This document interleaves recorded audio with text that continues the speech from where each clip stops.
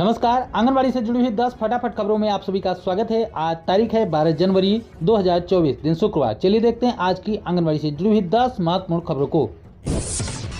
देश भर की आंगनबाड़ी सेविका सहायिका बहनों के लिए सुप्रीम कोर्ट से राहत भरी खबर है कि आंगनबाड़ी ग्रेच्युटी मामले में राज्य सरकार की याचिका खारिज कर दी है। जी हां, साथ ही सुप्रीम कोर्ट ने कहा है कि आंगनबाड़ी बहनें वेतन की हकदार भी हैं। आइए पूरी खबर को आपको विस्तार पूर्वक बताते हैं। आप सभी से निवेदन है कि पूरी खबर को ध्यानपूर्वक अंत तक जरूर देखिएगा, क्योंकि खबर आपके लिए बहुत ही ज्यादा महत्वपूर्ण और काम की है। देख सकते हैं, लिखा गया है कि सुप्रीम कोर्ट ने आंगनबाड़ी ग्रेच्युटी को लेकर गुजरात सरकार के द्वारा दायर की गई पुनर्विचार याचिका खारिज कर दी है। सुप्रीम कोर्ट ने कहा है कि देश की लाखों आंगनबाड़ी वर्करों को ग्रेच्युटी दिया जाए, साथ ही इन आंगनबाड़ी वर्करों को कर्मचारी माना जाए। आगे बताया गया है कि अवगत हो कि 25 अप्रैल 2022 को गुजरात आंगनबाड़ी कर्मचारी संघ के द्वारा सुप्रीम कोर्ट में एक याचिका डाली गई थी। इस याचिका में कहा गया था कि गुजरात सहित पूरे देश में आंगनबाड़ी कार्यकर्ताओं और सहायिकाओं को ग्रेच्युटी का लाभ दिया जाए। जैसा कि हमने आपको पहले ही बताया था कि संघ ने जो याचिका डाली हुई थी, उस याचिका की सुनवाई के बाद सुप्रीम कोर्ट ने आंगनबाड़ी बहनों के हक में फैसला दे दिया था। उसमें साफ तौर पर कहा गया था कि देश भर की आंगनबाड़ी बहनों को ग्रेच्युटी का लाभ मिलना चाहिए। इसके अलावा यह भी कहा था साथ में कि आंगनबाड़ी बहनों को कर्मचारी के रूप में माना जाए, क्योंकि ये सरकार की अभिन्न अंग है। लेकिन इसके विरोध में जैसा कि हमने आपको बताया कि गुजरात सरकार ने फिर से पुनर्विचार याचिका डाली हुई थी कि इस पर विचार किया जाए और इसको लागू न किया जाए। लेकिन फिर से सुप्रीम कोर्ट ने आंगनबाड़ी बहनों के पक्ष में फैसला देते हुए इस याचिका को खारिज कर दिया है। तो सुप्रीम कोर्ट ने आंगनबाड़ी बहनों के पक्ष में दोबारा से वही फैसला दे दिया है कि आंगनबाड़ी बहनों को ग्रेच्युटी का लाभ दिया जाए और आंगनबाड़ी बहनों को भी कर्मचारी के रूप में माना जाए। तो सुप्रीम कोर्ट का यह फैसला अगर आपको अच्छा लगा हो तो प्लीज वीडियो को लाइक करिएगा, इस वीडियो को ज्यादा से ज्यादा शेयर करिएगा, ताकि ज्यादा से ज्यादा आंगनबाड़ी बहनों को इस फैसले के विषय में जानकारी मिल सके।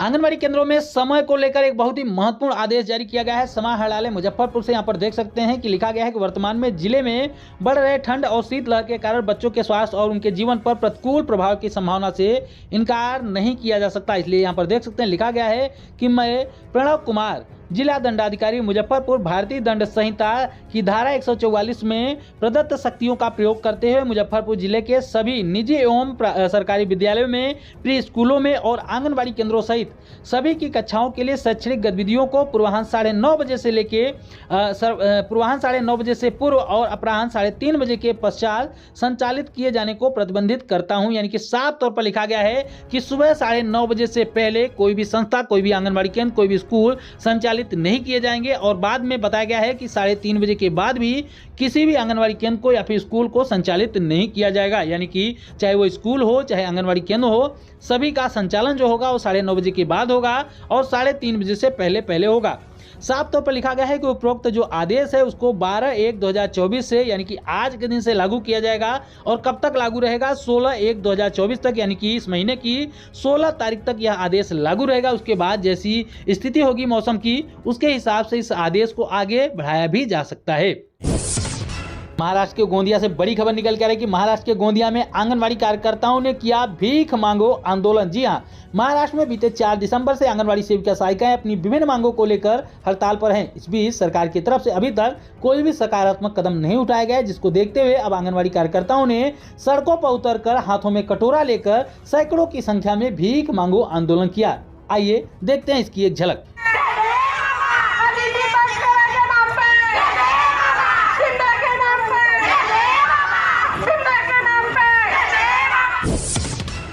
हरियाणा में आंगनबाड़ी सेविका सहायिकाओं ने सरकार से छुट्टियों के लिए मांग कर दी है। जी हां, यहाँ पे एक तस्वीर देख सकते हैं जहां पर आंगनबाड़ी वर्कर्स बैठी हुई हैं, आगे आग जल रही है, यानी कि अपने आप को कहीं न कहीं सर्दियों से बचाती हुई आंगनबाड़ी कार्यकर्ताएं यहाँ पर आपको नजर आ रही होंगी।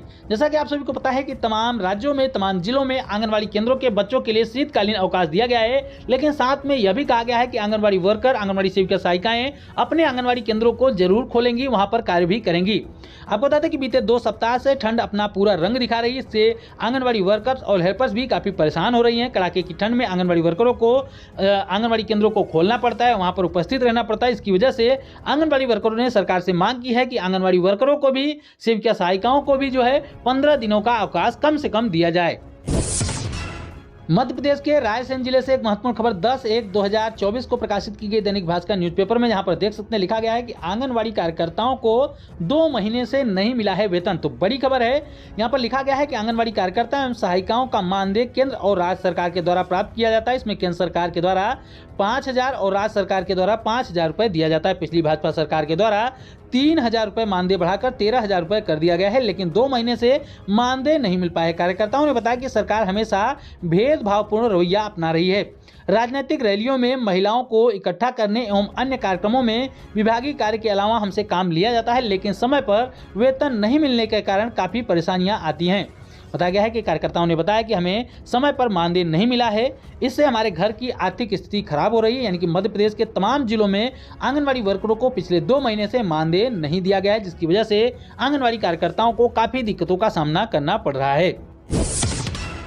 राजस्थान के जयपुर से बड़ी खबर निकल कर है कि आंगनबाड़ी केंद्रों के विकास पर दिया जाए जोर। जी हां, डिप्टी सीएम यानी कि उप मुख्यमंत्री दिया कुमारी ने आदेश दिया है कि आंगनबाड़ी केंद्रों के विकास पर अधिक जोर दिया जाए।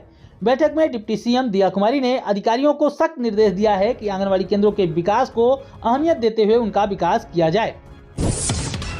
उत्तर प्रदेश के मेरठ से भारत समाचार की एक रिपोर्ट देखिए कि एएनएम के घर में आंगनबाड़ी कार्यकर्ती का हुआ प्रसव के दौरान मां बच्चे की हुई मृत्यु। ब्यूटी पार्लर की आड़ में घर में चल रहा था अवैध क्लिनिक।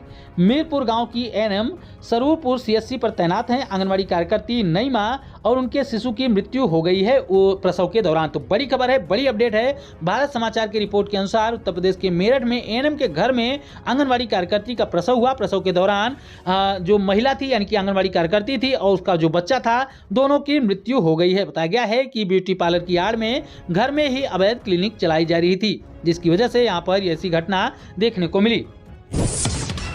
एक बड़ी खबर की हेडलाइन देख सकते हैं कि anganwadi and Asha worker plan to meet PM Modi in Nashik. यानी अपनी विभिन्न मांगों को लेकर आंगनबाड़ी और आशा वर्कर प्रधानमंत्री मोदी जी से मिलने की योजना नासिक में बना चुकी हैं।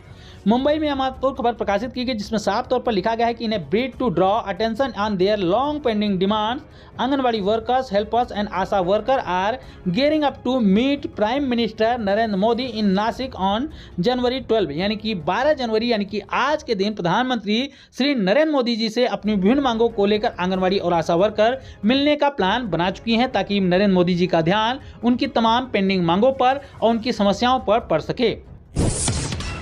आंध्र प्रदेश की आंगनबाड़ी बहनों का बड़ा ऐलान कि मांगे पूरी होने तक जारी रहेगी हड़ताल। जी हां, आंध्र प्रदेश में पिछले 27 दिनों से आंगनबाड़ी सेविका सहायिकाएं अपनी विभिन्न मांगों को लेकर हड़ताल पर हैं।